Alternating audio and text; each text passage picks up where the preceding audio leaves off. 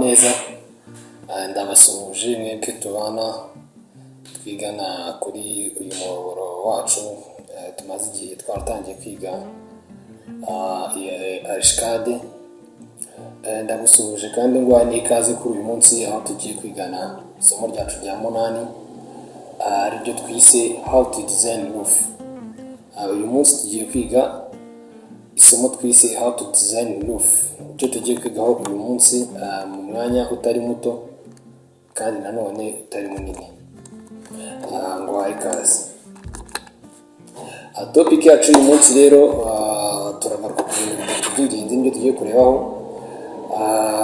Turareba definition of roof tool setting and adjusting roof. Ibyo bintu bitatu nibyo tugiye kwiga muri uyu mwanya utarambiranye.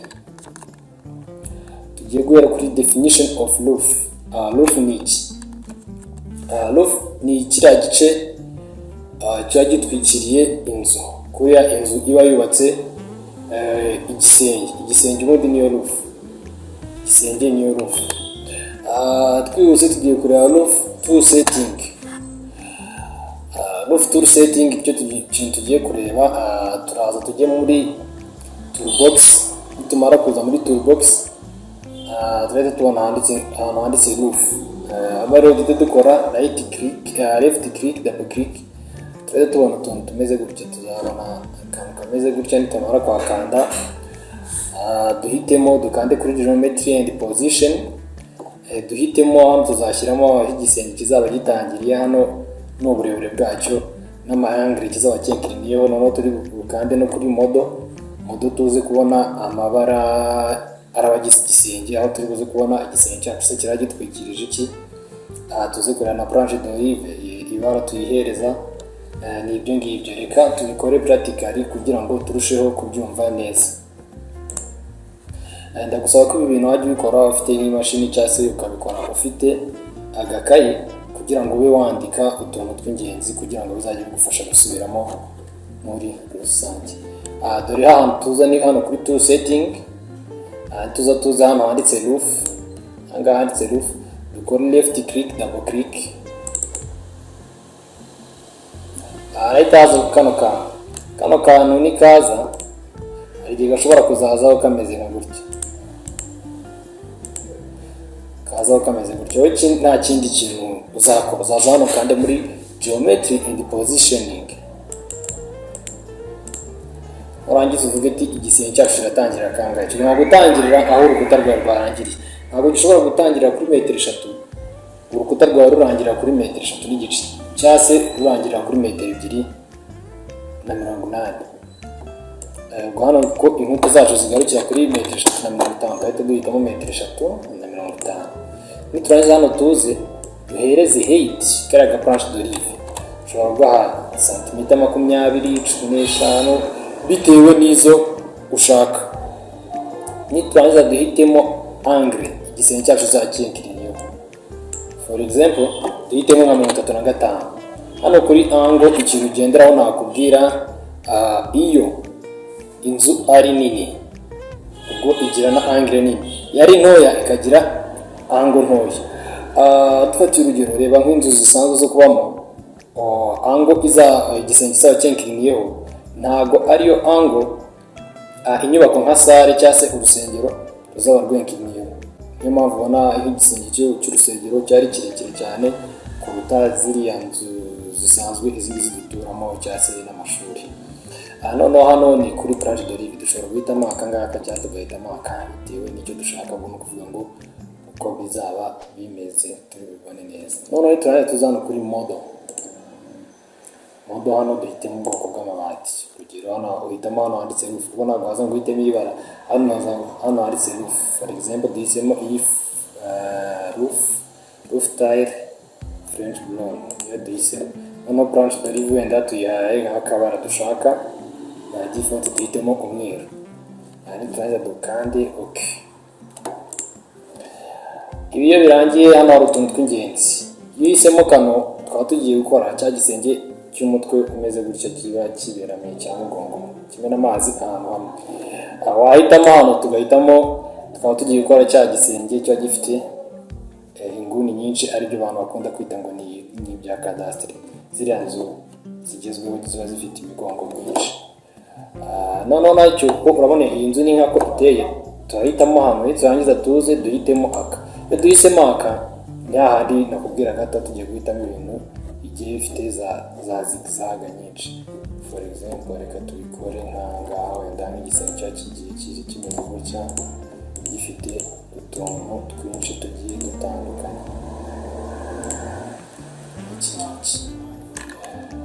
niho twakoresha kano. Noneho mu gihe dukoresheje ahantu igihe dufite inzu rectangle nk'ishuri cyangwa se indi nzu iyo ari yo yose iri rectangle, noneho twahitamo aka ni igihe izaba iri rectangle ariko yenkiriniye kuri angle runaka. Tugendeye kuri iyi nzu. Iyi nzu nk'uko tumaze kubireba nta kindi turi bukoreshe, ntabwo turi bukoresha aka, nta nubwo turi bukoresha aka, ahubwo turakoresha aka. Tuze mu nguni ujye uzuminga cyane kugira ngo bikorohere. Kuko bitazuminze neza hari igihe ushyira ku ruhande, nurangiza ufate shift. Kuko udafashe shift byakugora, ariko nufata shift biraba byoroshye cyane. Shift kandi turangiza tuze tumanuka hano dufate nanone shift kandi mu yindi nguni tuze ku nguni zose aho zigiye zirangirira. Nibutsa kuba wafashe shift, ukaba wafashe shift ukagenda ukanda bigenda neza cyane ugasoreza ahandi watangiriye. Urabona igisenge cyacu ko gihise kijyaho kandi kimeze neza cyane. Noneho reka turebe dushyize muri 3D uko byaba bigaragara. Urayibona inzu yacu nubwo itariho agasirabo ariko nyine nta kintu bitwaye. Dore nuko nguko imeze.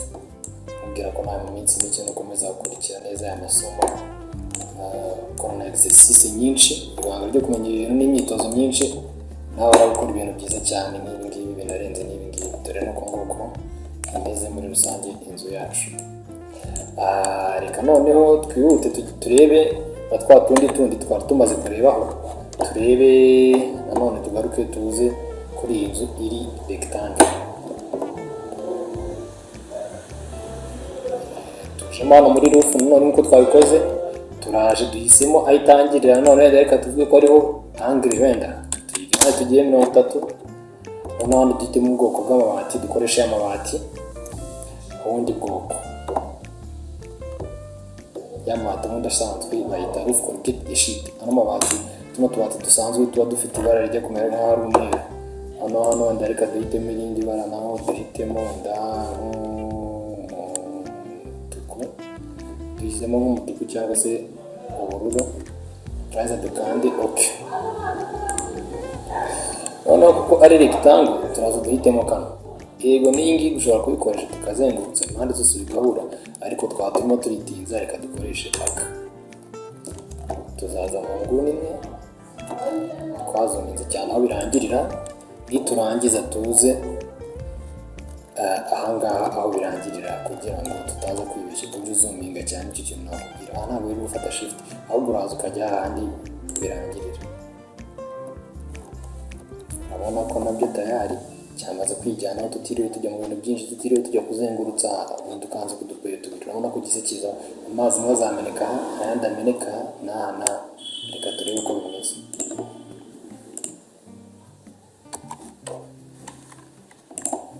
Dore nacyo urabona ko kimeze neza cyane. Irindi rya shuri twigeze gushushanya nimba ubyibuka, niba wararebye muri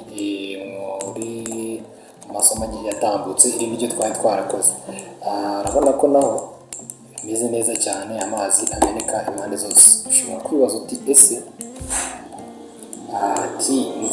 ko nshaka kwa kundi inkuta zizamuka gutya zikaba zizamuka n'ahangaha hose amazi akazameneka mu mpande ebyiri, ibyo bikorwa biti? Cyangwa se ukibaza ati cya gisenge cyo cy'amazi ameneka hamwe cyo gikorwa gute? Ibyo nibyo tugiye gukurikizaho kureba muri kano kanya. Reka turebe noneho, reka turebe how to adjusting roof. Icyo tugiye kureba adjusting roof, turi buze turebe uburyo ki dukoresha trimming element. Uburyo dutriminga amayirema kwa kundi nyine bya bice nakubwiraga biba byarenzeho, wowe ukaba ushaka kubikata ku mabati. Uzaza hano uzaselectinga igisenge icyo uzaba wamaze kugishyiraho, nurangiza kandi kantu kari hejuru kitwa trim dukora okay. Reka tubirebe bino bintu kubivuga gusa utarimo urabikora ntabwo wabyumva neza. Reka tubirebe noneho ukuntu tuzabikora. Urugero dufite ishuri ryacu dushaka ko rizahise kwa kundi ishuri akenshi ntabwo rimena amazi ahantu uzakoresha system isanzwe n'ubundi tuze twasetinze igisenge nizajya tuze dukande aha ku ruhande none uko twabikoze ubwa mbere tuze aho birangirira. Niturangiza tuze dukande igisenge tugiselectinge duhite dukanda muri uyu mutwe. Nitumara kuwukandamo ahita haza kano kantu tuze dukande kuri kano kantu kabanza karaga flash hejuru bite ko urambara neza cyane ugeze aha. Igice cya mbere kirabaye. Tuze no ka kabiri as the same ukande. Impamvu hano nongeye gukanda hano nuko nari nahakanze dukande bite bigenda gutya. Urabona ko noneho amazi sigameneka aha naha. Reka noneho turebe uko bizaba bimeze.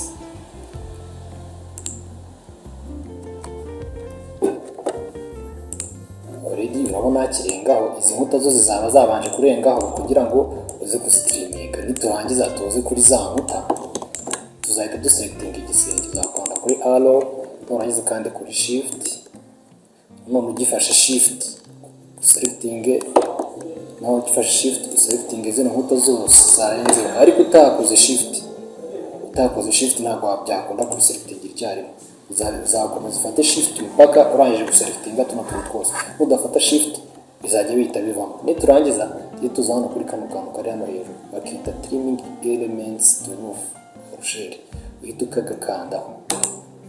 Nibarangiza bakabaze kano kantu uhita ukanda okay trim.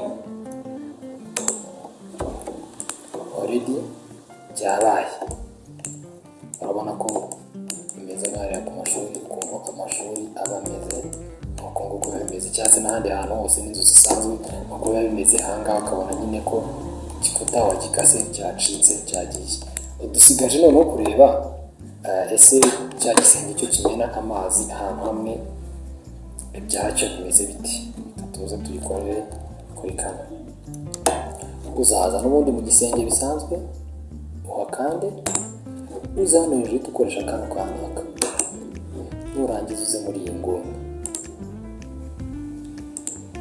cyase ushaka gufatira fate shift babyibuka imena amazi gutya. Nurangiza uze hano mu nguni wenda uzangaha kugira ngo kizabe cyanarenzeho ariko hari ikintu kimwe ntari nkweretse ukuntu gikorwa kandi gutya ukuvuga ngo ikintu ntari nkweretse uzaza ubwite naho bizatangira kuri kangahe wenda kuri 340 mu rugero ndetse ya part de rive yacu kuri 20 ese kizaba cyenkingiye kuri kangahe ni kuri 3 mu rugero cyari kugerekana nta kibazo kandi okay. Ubone gushushanya bijyanye na kugiraga turaje turana mu nguni aho kirangirira dufashe cyane turangiza tuje nangaha kugira ngo bizabe byarenzeho tubikoze bityo turebe uko bimeze niba kimena amazi ahantu hamwe koko nk'uko twabyifuzaga. Wabibona kiramena amazi ahantu hamwe.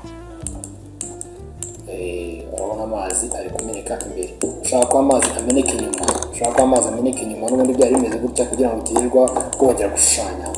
Ufite guselecting igisenge ugahita uza hano hejuru ugahita ugiha -4. Amazi urabona ko ahise ameneka inyuma utiriwe wongera gushushanya. Unabishatse wakongera ukabisubiramo ukabishushanya ariko kugira ngo utirirwa wongera gushushanya niyo mpamvu nayo bikoze kuri iyo. Urabona za nkuta zarenzeho ikintu ukora nta kindi tuzaza uduselecting urufu nk'uko nabikubwiye. Nimara kwiselecting utafata shift gifashe shift selecting urukuta fate shift nanone selecting urukuta shift nanone selecting urukuta. Nindangiza hano nta kindi nzahita nkora trim nk'uko nabikubwiye. aho urabona byakunze bimeze neza cyane. Urabona ko ibice byose byo ku gisenge uburyo ki dushobora gusakaramo. Reka tubigarukiriza aha ngaha. Ndumva ari ibyo namvuze kuri roof, ibindi wenda tuzagenda tubireba gahoro gahoro. Ndagushimiye cyane kubanye nanjye mu mwanya ungana gutya, mu mwanya utari mutoya, aho twari turi kwiga ku bigendanye n'igisenge. Nkaba nkwibutsa rero gukora like, share, subscribe and comment niba utarabikora, kandi unabisangize n'abandi kugira ngo nabo bigire icyo byabafasha aho wabona ko byagufasha. Ndagushimiye cyane, reka tuzahure mu buzima bw'ubutaha. God bless you.